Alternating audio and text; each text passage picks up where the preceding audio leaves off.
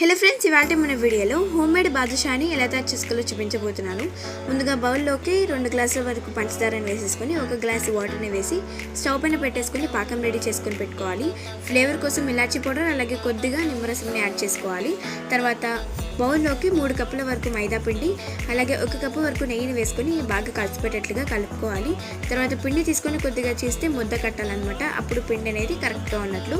తర్వాత కొద్దిగా వాటర్ని యాడ్ చేసుకుంటూ పిండి ముద్దలాగా కలుపుకోవాలి. కొద్దిగా ఇలా పిండిని తీసుకుంటూ బాదుషా షేప్లో రౌండ్గా ప్రెస్ చేసుకొని రెడీగా చేసుకోవాలి. తర్వాత ప్యాన్లోకి ఆయిల్ వేసేసుకొని హీట్ చేసుకోవాలి. హీట్ అయిన ఆయిల్లోకి మనం తయారు చేసి పెట్టుకున్న బాదుషాని వేసేసి లో ఫ్లేమ్లోనే బ్రౌనిష్ కలర్ వచ్చేంత వరకు వేయించుకోవాలి. వేగిన తర్వాత మనం తయారు చేసి పెట్టుకున్న పాకంలో వేసేసి ఒక 10 మినిట్స్ వరకు అలాగే ఉంచేసుకొని సర్వ్ చేసుకుంటే మన స్వీట్ రెసిపీ బాదుషా రెడీ అయిపోయింది. మీరు కూడా తప్పకుండా ట్రై చేయండి, అలాగే కామెంట్ చేయండి.